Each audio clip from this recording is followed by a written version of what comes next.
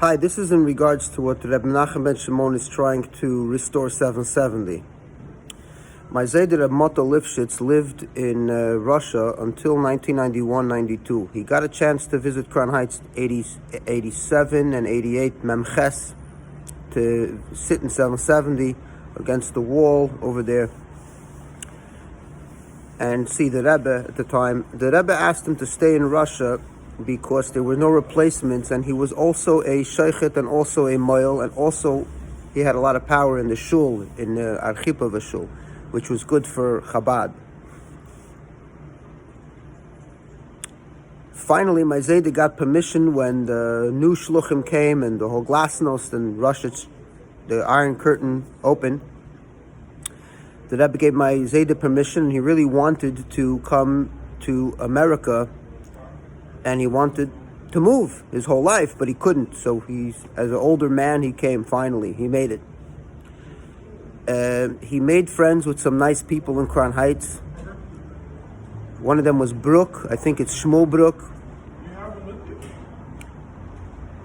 And the end of his life, he never went into 770. He was so basically a whole life in Russia suffering on it, and it was very difficult. I remember he saw the American food portions on the dinner plate, and he said, wow, he really lived like you can't imagine, or if you know what it was like in Russia, you could imagine. He came, and to the end of his life, he would sit in Chevra Shas with Motel Gurari, and they would sit and learn a shir in Ein Yankiv, and he was catching up on all the things, even things like Yeshiva Bachrim, like learning a piece of Gemara by himself. He started with a Steinsaltz, and he got better, and he lived till 97, I believe. My sister once asked me, why don't you go with Zaydi to Schultz? I'm 70, to the Yamim Tovim, the Fabrengens. There was, she doesn't really know what's going on inside and who's managing it. And I said, wait, that's a great idea. And I asked my Zaydi, and he never answered. Not interested, never answered me. But one time, when I did walk with him to 770, the one time in my life we were walking when he fully immigrated to America, got permanent residency and all that. He said that the Rebbe said we should speak about Atik und Arich und Doret men Politika. So when Reb Menachem ben Shimon says that 770 is hijacked, I don't know if there's a more poignant, touching story than this. The next story, Shliach in Andover, Massachusetts, which I believe he's also a psychologist now. Osher Bronstein told me when I was visiting as a bacher, he was explaining what I would never figure out in Crown Heights. He said, we always had in Chabad a Chabadnitze, a Cheder Sheni, a room where more spiritual bachrim, who were not so balabatish, would sit and daven for a couple hours. And those were the guys who were like kind of spiritual and godly. Those were the guys you could take your balabatim to see and say, look what we have. Look at this kind of spiritual thing that we have that you can't buy in the store, in the market. And these are what people in these suburban towns don't see.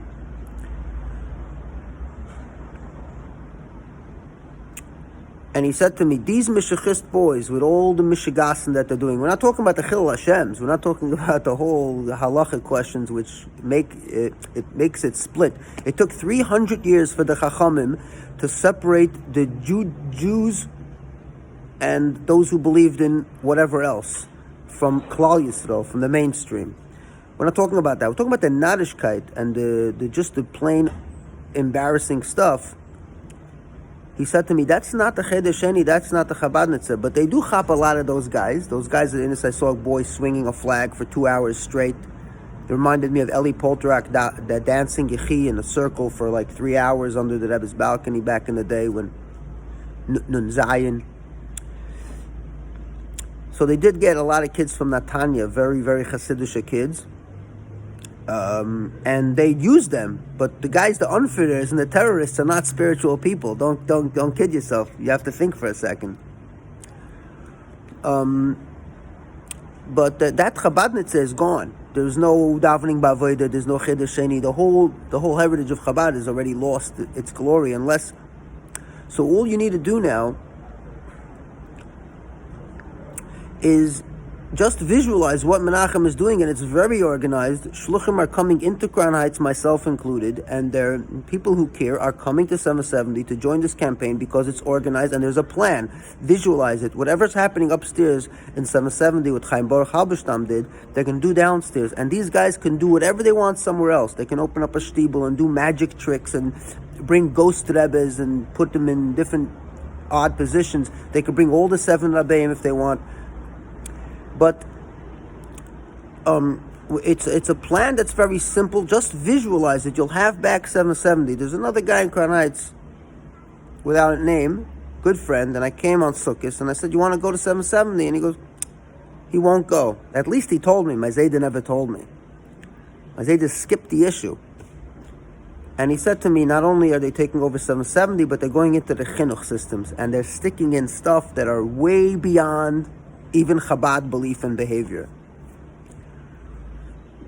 So I said to him, okay, but once a year, Sukkot, once a year we'll go, because the nostalgia of the Chatzar and what 770 means, he wouldn't even go once a year. So they have their shuls, their fancy shuls with their good scotch, imported Japanese whiskey and all that, and they machzach freilich, and I had a great time.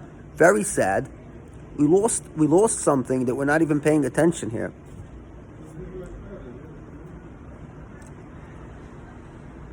There's a shliach here in Los Angeles. In the back of his shul, he has one brick from 770, and it says, "This is a brick from 770."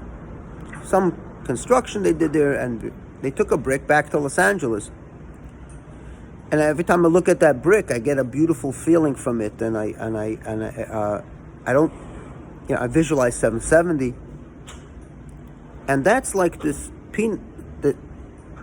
the whole one brick. Imagine you're giving up the whole thing. You're giving up the whole house with everything in it, and you're giving up the downstairs. These guys should be upstairs, and then you should kick them out of upstairs. But downstairs, you should take action immediately.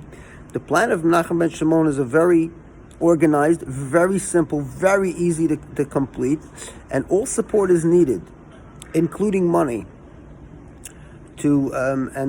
Just visualize 770 being organized and clean. One guy, the fake name Moshe Weiss, I think it's Gerlitsky, who called in on the Zev Brenner show to make a Chil Lubavitch, said that they're doing funny things at the oil. The oil has some very interesting characters, very Chassidish guys. Nothing crazy runs around over there.